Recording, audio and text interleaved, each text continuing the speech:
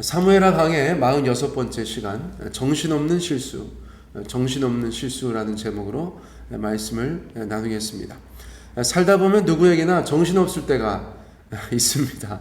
제가 오늘 새벽에 가방을 두고 왔어요. 가방 안에 이 노트북도 있고 예배를 못 드리죠. 가방이 없으면. 그래서 제가 막 정신없이 연락해서 저희 아내에게 가방을 엘리베이터에 실어서 내려보내라, 그렇게 이야기를 하고, 또 저희 아파트가 요즘에 주차장 바닥 공사 중이거든요. 얼마나 심란한지 모르겠어요. 어제부터 시작해가지고 아침에 주차장 빠져나오는데 애를 먹었어요. 사람들이 너무 자동차를 여기저기 대놔서 정신없었어요. 그리고 와서 오늘 설교 제목을 보니까 남의 일이 아니다. 정신없는 실수. 정신없는 실수. 본문에 등장하는 다윗도 정신이 없습니다. 지금 아들이 반란을 일으켰죠. 급하게 피난길을 떠나는데 이런저런 일들이 계속해서 닥치니까 때로는 굉장히 지혜롭게 일을 처리하기도 하고 하나님의 도우심을 받기도 하는데 기본적으로 정신이 없습니다. 여러분, 정신없는 나날 보내고 계신 거 아니에요? 다윗도 정신없어요.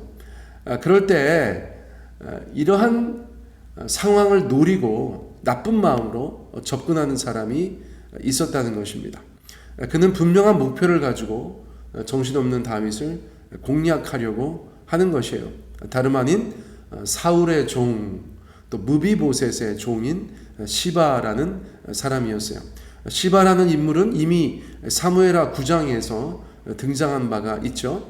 그는 사울의 종이었지만 사울의 손자 무비보셋이 살아있는 줄 알면서도 사울의 재산을 스스로 소유하고 무비보셋에게 주지 않았던 그런 전력이 있는 사람이었어요. 다윗이 그러한 사실을 알고 시바의 가족들과 그가 가지고 있었던 소유를 다 무비보셋에게 돌려주는 은혜를 베풀었던 적이 있죠.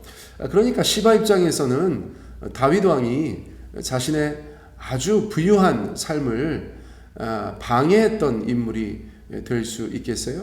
무비보셋, 무엇인가 자기가 어떻게 해볼 수 있는 사람인데 왕의 명령이 있어서 그렇게 하지 못하고 어쩌면 조금 불만 가운데 살아가고 있었는지도 모르겠어요. 그런데 이 난리통에 어쩌면 시바가 정말 자기에게 유리한 상황이 펼쳐질 수 있겠다, 그렇게 생각했던 것 같아요. 사기꾼 기질이 있는 그런 사람이거든요. 자, 일단 1절 말씀 보세요. 다윗이 마루턱을 조금 지나니 무비보셋의 종 시바가 안장지운 두 나귀에 떡 200개와 건포도 100송이와 여름과일 100개와 포도주 한 가죽부대를 싣고 다윗을 맞는지라. 이 시바가 나타난 것은 다윗 일행이 감람산을 막 넘어선 상황이었던 것 같습니다. 그는 두 마리의 나귀에 풍성한 먹거리를 싣고 와서 다윗을 영접하였어요. 언뜻 보아도 당시로서는 무척 많아 보이는 음식량이잖아요. 그렇죠? 떡 200개와 건포도 100송이, 여름과일 100개, 포도주 한 가죽부대. 너무 많지는 않지만 너무 적지도 않은 아주 풍성한 먹거리를 싣고 왔다는 것이에요. 다윗은 시바가 이 난리통에 도대체 어떤 의도로 이렇게 자기에게 자비를 베푸는지 궁금했던 것 같아요. 그래서 2절에서 이렇게 묻습니다. 왕이 시바에게 이르되 네가 무슨 뜻으로 이것을 가져왔느냐 하니 시바가 이르되 나귀는 왕의 가족들이 타게 하고 떡과 과일은 청년들이 먹게 하고 포도주는 들에서 피곤한 자들에게 마시게 하려 함이니이다. 다윗이 물었죠. 네가 무슨 뜻으로 이것을 가져왔느냐? 그러죠. 시바가 말을 엄청 잘해요. 이 말만 들으면 참 감사합니다.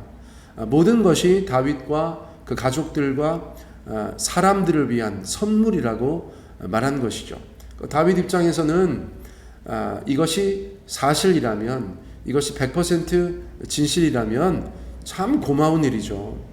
이 난리가 시작되고 누구도 다윗을 위해서 이렇게 섬겨준 사람이 없었잖아요.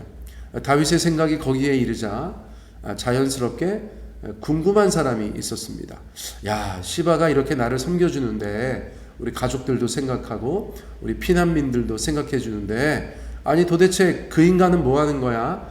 이런 생각이 들었을 수도 있어요. 바로 시바가 섬기고 있는 요나단의 아들 무비보셋이었을 것입니다. 그간 다윗이 무비보셋에게 얼마나 잘해 주었는지 몰라요. 가문에 잃어버렸던 재산도 다시 찾아주고 자신의 왕자들 중에 하나처럼 대접해 주지 않았습니까? 그런데 무비보셋은 모습을 드러내지 않고 오히려 그의 종 시바가 선물과 함께 나타났으니까 무비보셋은 도대체 뭐 하는 거야? 이런 생각이 들었던 것 같아요. 자, 3절 왕이 이르되 네 주인의 아들이 어디 있느냐? 무비보셋이죠. 시바가 왕께 아뢰되 예루살렘에 있는데 그가 말하기를 이스라엘 족속이 오늘 내 아버지의 나라를 내게 돌리리라 하나이다 하는지라.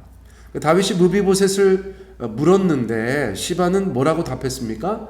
예루살렘에 있는데 그가 말하기를 이스라엘 족속이 오늘 내 아버지의 나라를 내게 돌리리라 하나이다, 이렇게 말했다고 전한 것이에요.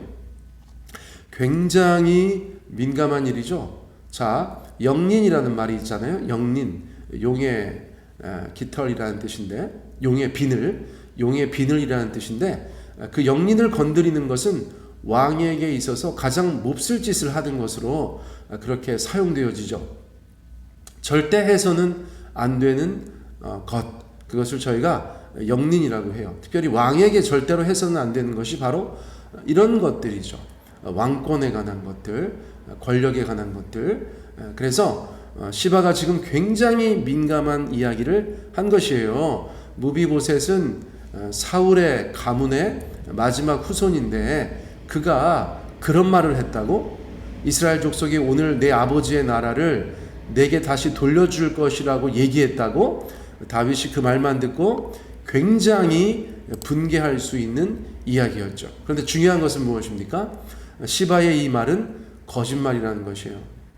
다윗을 충동하기 위해서, 다윗의 분별력을 흐트리기 위해서 거짓말한 것이라는 것입니다. 무비보셋은 반란에 가담하지 않았어요. 무비보셋은 그런 캐릭터가 못 돼요. 더군다나 당시로서는 왕이 될 수 없는 그런 장애를 가지고 있었던 인물이지 않습니까? 성경의 독자들도 이미 다 알고 있는 것을 다윗도 어느 정도 알고 있었던 것인데, 정신없는 상황에 나쁜 의도를 가지고 시바와 같은 말 잘하고 자신의 삶을 거짓으로 꾸밀 수 있는 자들이 와서 그렇게 접근하여 말하니까 순간적으로 다윗이 거기에 넘어가게 된 것이었죠. 여러분, 다윗이 매우 정신이 없어서 시바의 그 말을 액면 그대로 믿고 무비보셋에게 나쁜 일을 명령한다는 것입니다. 자, 4절 말씀 보세요. 왕이 시바에게 이르되 무비보셋에게 있는 것이 다 네 것이니라 하니라. 시바가 이르되 내가 절하나이다. 내 주 왕이여, 내가 왕 앞에서 은혜를 입게 하옵소서 하니라. 다윗은 시바의 거짓말에 결국 속아 넘어갔어요. 그리고 지금 무비보셋에게 주었던 사울 가문의 모든 재산은 다시 네가 가져라. 나는 그렇게 아주 그냥 은혜를 모르는 배은 망덕한 놈에게는 그 재산을 줄 수 없어. 다시 네가 가져. 그렇게 이야기한 것이죠. 다윗은 시바의 거짓말에 속아 넘어갔는데 생각해보면 정황상 또 여러 가지 상황이 다윗으로 하여금 그렇게 나쁜 결정을 하게 했다고 볼 수 있어요. 앞서 말씀드린 것처럼 첫째, 너무 정신이 없어요. 지금 전쟁통에 피난 가는데 그런 일들이 벌어지니까 다윗이 좋은 판단을 할 수가 없었다는 것이에요. 또한 시바의 선물 공세에 판단력이 흐려졌어요. 시바가 원래 사기꾼 기질이 있다는 것을 알았을 텐데 그럼에도 불구하고 이런 뇌물, 이런 거짓 선물에 그의 마음이 열렸다고도 볼 수 있겠어요. 또 사실 여부를 조사할 수 있는 상황이 아니었어요. 그런 상황이 아니면, 여건이 좋지 못하면 조금 결정을 미루어도 되는데 그렇게 하지 않고 중요한 결정을 내려버렸어요. 또 작게나마 사울 일가에 대한 그동안의 경계심, 찜찜함, 그런 것들이 다시 작동했을 수도 있겠어요. 다 역사 속으로 사라졌다고 생각했는데 이제는 다윗 가문이 왕가라고 생각했는데 사울의 마지막 후손이 그런 말을 했다고 하니까 자기도 모르게 그런 경계심이 작동했을 수도 있다는 것이에요.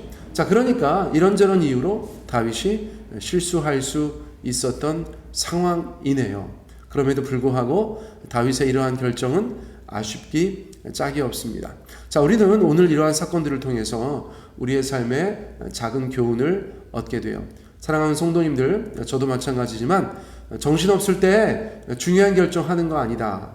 제가 그런 생각을 하게 됩니다. 정신이 없을 때 중요한 결정을 하는 것이 아니다.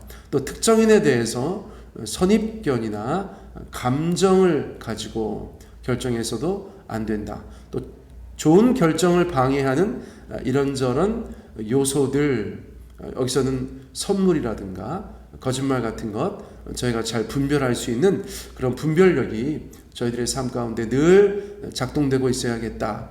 그런 생각을 해 보는 것입니다. 또 가능하면 생각과 주변을 항상 정리하고 좋은 결정, 또 중요한 결정을 하는 것이 좋다. 하나님의 인도하심을 구하고 성도로서 바른 결정인지도 늘 고민할 수 있어야겠다. 저희가 그렇게 말씀드릴 수 있겠어요. 또 중요한 것은 속이려고 하는 자들에 대한 경계심이 있어야겠습니다. 요즘 뉴스 보세요. 아우, 정말 제가 요즘에 뉴스 보면 한심하기 짝이 없어요. 한심하기 짝이 없어요.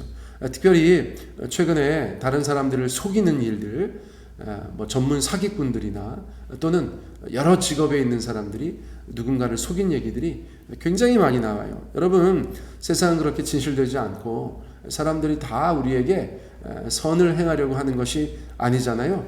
크고 작은 사기들이 우리 사는 세상에서는 늘 끊이지 않기 마련인데, 여러분, 저희가 경계가 필요하다는 것이에요. 누군가를 작정하고 속이려고 하는 나쁜 재능이 있는 사람들이 많이 있다는 것입니다. 여러분, 저희들은 종교 사기꾼 조심해야겠죠. 신앙인들이니까 종교 사기꾼 조심해야 되고, 또 경제 사기꾼, 우리가 보통 사기당한다고 하면 경제적인 것이니까 경제 사기꾼 조심해야 되겠고, 또 정치 사기꾼도 많아요. 여러분, 정치인들 중에 저는 태반이 사기꾼 같아요. 거짓말하거나 속이거나 일부러 지키지 않으면 사기꾼이죠. 그렇죠?